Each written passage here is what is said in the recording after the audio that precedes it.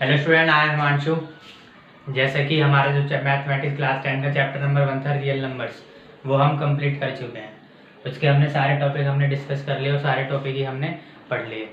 अगर किसी बच्चे को रियल नंबर्स के बारे में पढ़ना है तो वो मेरे प्रीवियस लेक्चर देख सकता है। सो आज जो हम बेसिकली स्टार्ट करने वाले हैं वो हम अपना चैप्टर नंबर 2 स्टार्ट करने वाले हैं, जिसका नाम है पॉलिनोमियल। ठीक है, काफ़ी इंटरेस्टिंग चैप्टर है। इसके बारे में हम क्लास 9 में भी थोड़ा बहुत पढ़ चुके हैं। हम उसे थोड़ा सा रिकॉल कर लेते हैं कि हमने क्या देखा था। ठीक है, तो जैसे बेसिकली पॉलिनोमियल था क्या, हम क्लास 9 में इसका इंट्रो बहुत सारी चीज़ें इसके बारे में पढ़ चुके हैं। तो पॉलिनोमियल क्या होता है, जैसे कि पॉलिनोमियल को अगर मैं स्प्लिट करूँगा तो ये बनेगा पॉली प्लस में नोमियल। ठीक है, पॉली का जो मीनिंग होता है हिंदी में वो होता है बहुत। ठीक है, बहुत सारे। और प्लस में पॉलिनोमियल का मतलब होता है, अगर आप इसे बेसिकली वैसे कहोगे तो टर्म, वैसे मैं हिंदी में बोलूँगा तो पर। ठीक है, यानी कि यहाँ से हमें ये पता चला कि पॉलिनोमियल के अंदर बहुत सारे टर्म आने वाले हैं। ठीक है, तो पॉलिनोमियल बेसिकली होता कैसे था, पॉलिनोमियल क्या होती थी, एक हमारी अलजेब्रिक एक्सप्रेशन होती थी। अलजेब्रिक एक्सप्रेशन जिसमें दो चीज़ होती थी, पहले हमारे कांस्टेंट नंबर होते थे, कांस्टेंट यानी कि वही 1 2 3 4। ठीक है, दूसरी चीज़ हमारे पास वेरिएबल होते थे, x y z a b c. ठीक है, तो जो हमारे पास वेरिएबल होते थे, जब ये दोनों एक एक्सप्रेशन में हमारे पास होती थी तो हम इसे क्या बोलते थे, अलजेब्रिक एक्सप्रेशन। तो अब इसमें जो बहुत सी सारी चीज़ें थी वो हम पहले छोटी क्लास में पढ़ चुके होते हैं, जैसे कि मोनोमियल होता है, बायनोमियल होता है, ट्राइनोमियल होता है, उसके बाद आता है पॉलिनोमियल। तो पॉलिनोमियल बेसिकली हमें ये पता होना चाहिए कि हम किस अलजेब्रिक एक्सप्रेशन को पॉलिनोमियल बोलेंगे। ठीक है, तो ऐसी अलजेब्रिक एक्सप्रेशन जिसमें 3 से ज़्यादा टर्म हो, यानी इक्वल्स टू 4। ठीक है, इक्वल्स टू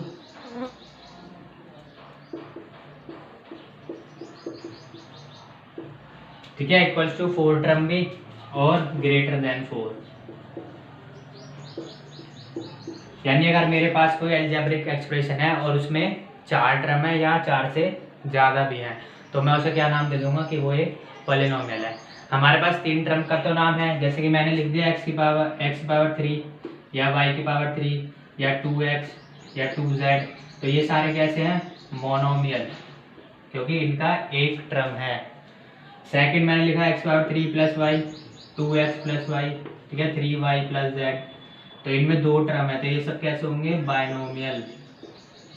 ऐसे 3 वाले ट्राइनोमियल और 3 से ज़्यादा वालों को हम बोल देते हैं पॉलिनोमियल, और 4 वालों को भी क्या बोल देते हैं, पॉलिनोमियल। अब ये तो बात होगी पॉलिनोमियल की इंट्रो की, कि हाँ जी हम इसको बोलते हैं पॉलिनोमियल। अब जो हमने अपना 9th क्लास में डिस्कस किया था, 9th क्लास में हमने जो डिस्कस किया था, मान लो मेरे पास एक एग्जाम्पल लेते हैं, मेरे पास एक पॉलिनोमियल है 3x प्लस 5। ये एक पॉलिनोमियल है।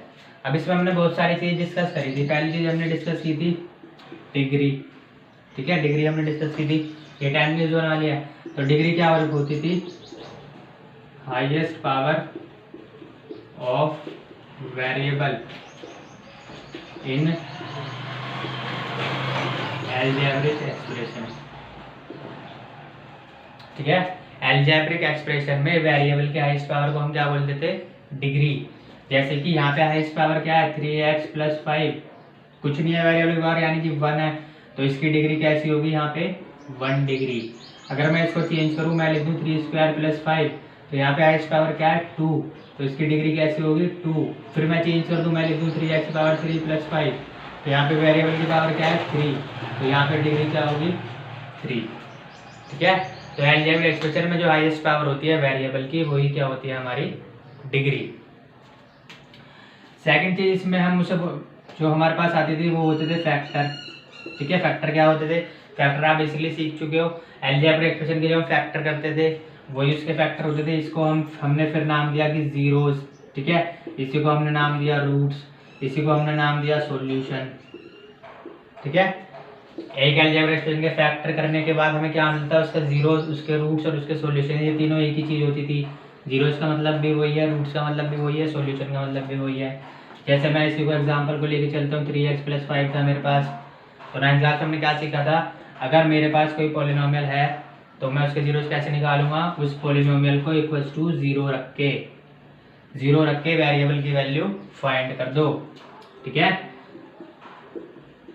तो क्या लिखेंगे हम, पॉलिनोमियल को इक्वल्स टू जीरो रख दो और find the value of variable of any variable. ठीक है, जो पॉलिनोमियल में जो वेरिएबल होगा, x है तो x की वैल्यू, y है तो y की वैल्यू, z है तो z की वैल्यू, a है तो a की वैल्यू, जो भी वेरिएबल है उसकी वैल्यू निकाल दो। तो यहाँ से x की वैल्यू निकालेंगे तो क्या आएगा, ये -5 होगा और x क्या हो जाएगा -5/3। तो ये जो x की वैल्यू आई है -5/3, x की वैल्यू आई है -5/3, ये इस एलियर एक्सप्रेशन में क्या होगा, ये होगा इसका रूट, ये होगा इसका सॉल्यूशन और ये होगा इसका 0। ठीक है, अब जो हमने रूट सॉल्यूशन की डेफिनेशन हमने पढ़ी थी कि हम किसी चीज को, किस वैल्यू को, ठीक है, वेरिएबल की किस वैल्यू को हम कहेंगे कि वो उस पॉलिनोमियल का सॉल्यूशन है। तो इसका क्या आंसर था कि ऐसी वैल्यू जो उस पूरे पॉलिनोमियल को सेटिस्फाई कर दे। सेटिस्फाई करने का मतलब है कि उस वेरिएबल की वैल्यू पुट करने पे, ठीक है, put the value of variable in polynomial then px equals to 0, तो हम बोलेंगे कि वो उसका क्या था, सॉल्यूशन। यानी कि वेरिएबल की वैल्यू रखने पे अगर पॉलिनोमियल का आंसर 0 हो जाता है तो हम बोल दें कि वो सॉल्यूशन उसको पूरा सेटिस्फाई कर रहा है, तो उसको ही हम क्या बोलेंगे, वो उसका सॉल्यूशन है। ठीक है, ये सारी चीज़ें हमारी यूज़ होने वाली थी इस चैप्टर के। ये हमारा बेसिक था जो हम 9th क्लास में हमने डिस्कस किया था। अब बेसिकली रिप्रेजेंटेशन जो मैं एक चीज़ में भूल गया वो होती है कि हम पॉलिनोमियल को रिप्रेजेंट कैसे करते हैं। जैसे कि मैं 3 एग्जांपल लेता हूँ। मेरे पास पहला है x³ + 5, ठीक है, दूसरा है मेरे पास y⁴ प्लस में 8, तीसरा है मेरे पास z⁴ 9 प्लस में 6। अब मैंने रिप्रेजेंट कैसे करूँगा, ठीक है, देखो सारे पॉलिनोमियल है तो ये बात तो यहाँ से क्लियर हो गई कि हमें कैसे रिप्रेजेंट करना है।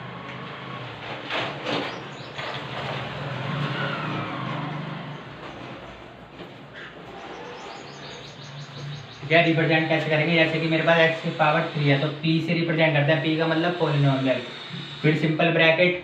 अब पॉलिनोमियल के अंदर वेरिएबल कौन सा है, तो यहाँ कौन सा वेरिएबल है, x ब्रैकेट क्लोज। इससे हमें ये बात पता चलता है कि हमारे पास जो पॉलिनोमियल आने वाला है वो किस वेरिएबल का होगा, x वेरिएबल का। ऐसे सेकंड में वेरिएबल क्या है, y, तो py, थर्ड में क्या है pz, तो pz। ठीक है, ये होती है रिप्रेजेंटेशन ऑफ पॉलिनोमियल। ये हमारा बेसिक था जो हमारे इस चैप्टर में यूज होगा। अब हम देखते हैं कि 10th क्लास में क्या नई चीज आई है हमारे पास पॉलिनोमियल की। तो हम देखते हैं हमें क्या पढ़ना है पॉलिनोमियल में। ठीक है, हम सब कुछ अपना बेसिक डिस्कस कर चुके हैं। जो 10th क्लास का पॉलिनोमियल है, अब इसमें कुछ ही पॉलिनोमियल के टाइप हैं, types of polynomial on the basis of degree. ठीक है, यहाँ पे क्या है, types of polynomial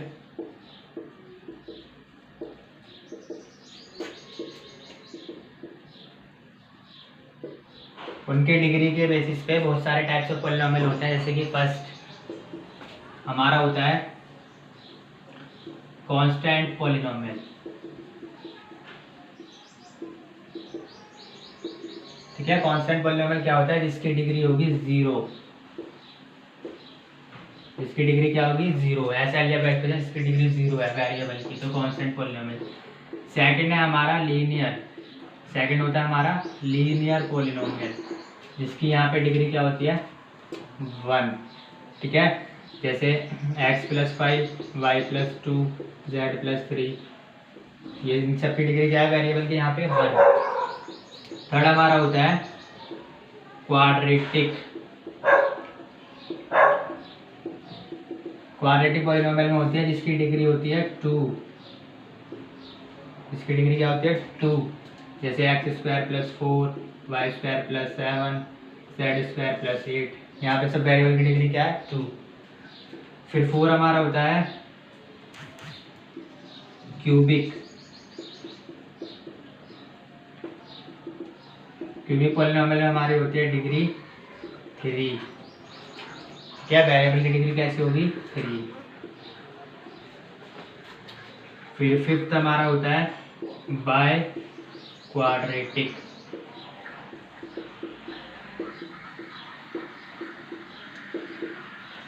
by quadratic यानी 3 के बाद क्या आएगा यहाँ पे 4। ऐसा पॉलिनोमियल जिसकी डिग्री 4 है।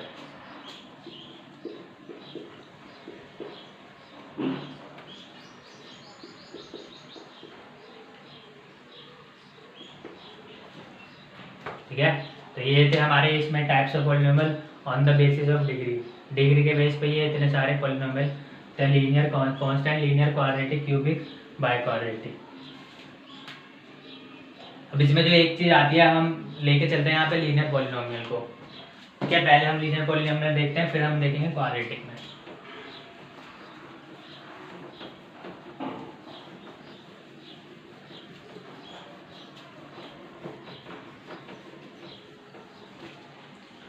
अब जो हमारे पास एक लीनियर पॉलिनोमियल होता है उसकी जनरल फॉर्म क्या होती है? जनरल फॉर्म का मतलब होता है वो दिखने में कैसा हुआ। ठीक है, जनरल फॉर्म क्या होती है लीनियर पॉलिनोमियल की? ax + b = 0, या तो ऐसी या ax + b ऐसी। ठीक है, दो तरह का दिखने में होगा। जनरल फॉर्म होती है लीनियर पॉलिनोमियल की। अब यहाँ से इसकी 0 क्या होगी? यहाँ से इसकी 0 क्या होगी? तो आप देखो ax + b था, अब इसे 0 के इक्वल रखना है। ये एक पॉलिनोमियल है, ये 0 के इक्वल रखा हमने, तो यहाँ से वेरिएबल की वैल्यू क्या आएगी? x = -b/a। अब हमने ये पढ़ा था ax + b है यहाँ पे। ठीक है, अब यहाँ पे b क्या है? यहाँ पे b आप देख रहे होगे, b क्या है यहाँ पे? कांस्टेंट टर्म अपॉन a क्या है यहाँ पे? कोएफिशिएंट ऑफ x, और यहाँ पे माइनस, तो यहाँ पे माइनस। तो ये हमारा 0 होता है एक लीनियर पॉलिनोमियल का। जैसे कि अब मैं कुछ एग्जांपल लेता हूँ आपके सामने। जैसे मैंने लिया 3x + 4, ठीक है, पहला एग्जांपल। दूसरा मैंने लिया √3y + में 9। अब ये मेरे पास दो पॉलिनोमियल हैं, तो मैं यहाँ पे इसे 0 के इक्वल रख दूंगा, तब भी मेरे पास 0 हो जाएगा। ठीक है, जो हमने 9th क्लास में सीखा था। लेकिन हमारे पास ये फॉर्मूला भी आ चुका है। 0 क्या होता है? जैसे हम पहला लेते हैं, पहला था 3x + 4, तो 0 यहाँ पे क्या आएगा? 0 क्या होता है हमारा? -b/a। b क्या होता था? कांस्टेंट टर्म यानी -4 अपॉन a क्या होता था? कोएफिशिएंट ऑफ x यानी 3। ये हो गया इसका आंसर। ठीक है, आप इसे देखो चेक करोगे तो क्या आएगा यहाँ से? अगर हम 9th के मेथड से चेक करेंगे तो क्या आएगा? 3x + 4 को = 0 रखोगे तो क्या होगा? 3x + 2 -4 और x + 2 -4/3। दोनों तरफ से सेम आंसर है। ये हमें 10th क्लास में सीख लिया कि कैसे भी हम निकाल सकते हैं। सेकंड हम उठाते हैं √3y + 9। ठीक है, तो वही क्या होगा? -b/a। तो b कितना होगा? -9 कांस्टेंट टर्म और अपॉन में √3। ठीक है, ये हो गया आंसर।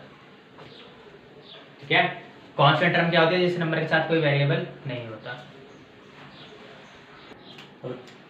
जो हम इसमें लेके चलेंगे वो हम लेंगे quadratic polynomial.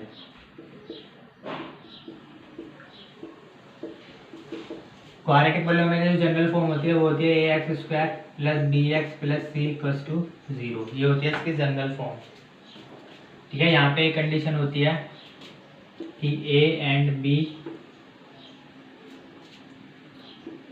are not equal to 0 at same time। ठीक है, a और b की वैल्यू कभी भी एक साथ 0 नहीं हो सकती। या तो a 0 होगा तो b की वैल्यू कुछ होनी चाहिए, b 0 होगा तो a की वैल्यू कुछ होनी चाहिए। a और b कभी भी 0 नहीं होंगे। एक साथ 0 हो गए तो ये पॉलिनोमियल बचेगा ही नहीं, एक नंबर निकल के आ जाएगा। ठीक है, हमने वहाँ से उसकी 0 देख लिया था, अब यहाँ से हम इसकी 0 देखते हैं। अब आपने ये 9th क्लास में पढ़ा है कि पॉलिनोमियल में वेरिएबल की जितनी हाईएस्ट पावर होगी उसकी उतनी ही जीरोस निकल के आएंगी। तो यहाँ पे डिग्री क्या है इसकी? 2। तो इसकी डिग्री 2 है, तो सीधी सी बात है इसके 2 जीरोस आएंगे, इसके 2 जीरोस आएंगे, या हम कह सकते हैं 2 सॉल्यूशन आएंगे इसके। ठीक है, तो हम लेट करते हैं। Let first solution is alpha and second is beta. ठीक है, इसका पहला सॉल्यूशन अल्फा है और दूसरा सॉल्यूशन क्या है इसका? बीटा। तो जो पहला रिलेशन होता है, ठीक है, पहला होता है हम उसे बोलते हैं sum of zeros equals to क्या होता है minus b by a, minus b by a. Sum of zeros alpha plus beta equals to minus b by a. पहला जीरोज क्या है अल्फा और दूसरा बीटा, दोनों का सम यानी दोनों का ऐड करना। यहाँ पे बी क्या होता था माइनस बी, यहाँ पे क्या है कोएफिशिएंट ऑफ एक्स, और ये यहाँ पे क्या है कोएफिशिएंट ऑफ एक्स स्क्वायर। ठीक है। सेकंड जो इसका रिलेशन होता है वो होता है प्रोडक्ट ऑफ जीरोस। वो क्या होता है alpha into beta equals to C upon A. C क्या होती है कांस्टेंट टर्म और ए वही same coefficient of X square. ठीक है।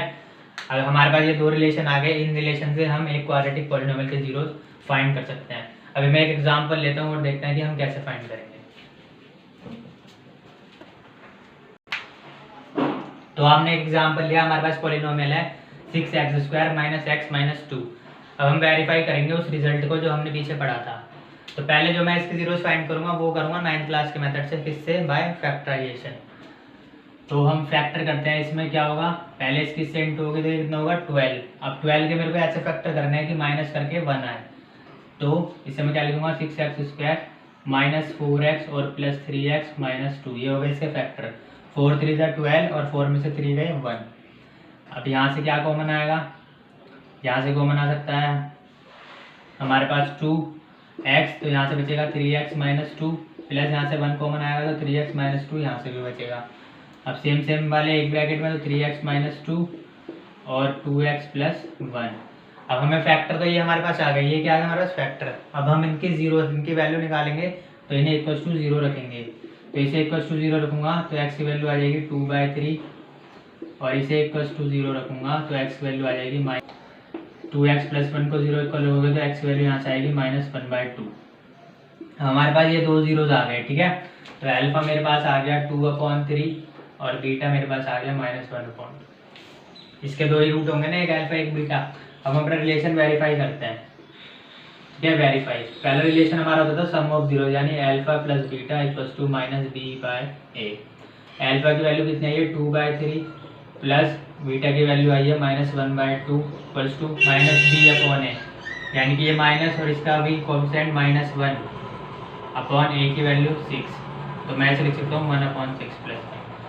अब हमारी दोनों साइड जो है सेम आनी चाहिए, LHS इक्वल आनी चाहिए RHS के। ठीक है। तो इसे भी सॉल्व करके 1/6 आना चाहिए।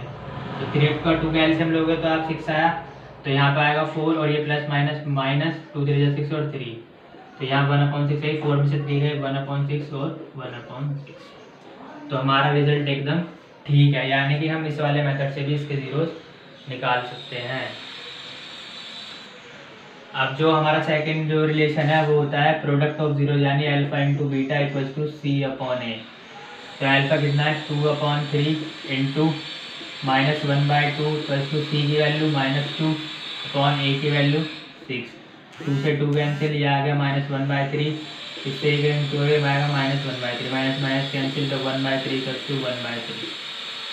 तो यहाँ भी हमारा रिजल्ट वेरीफाई हो गया, यानी कि जो हमने रिलेशन बढ़ा था वो एकदम ठीक है। हम एक क्वाड्रेटिक पॉलिनोमियल के जीरोस वैसे भी फाइंड कर सकते हैं -b अपॉन ए और c अपॉन ए।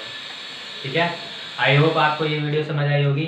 अपने हम नेक्स्ट पार्ट 2 में पॉलिनोमियल के पार्ट 2 में हम इस पे बेसिस बहुत सारे क्वेश्चन करेंगे।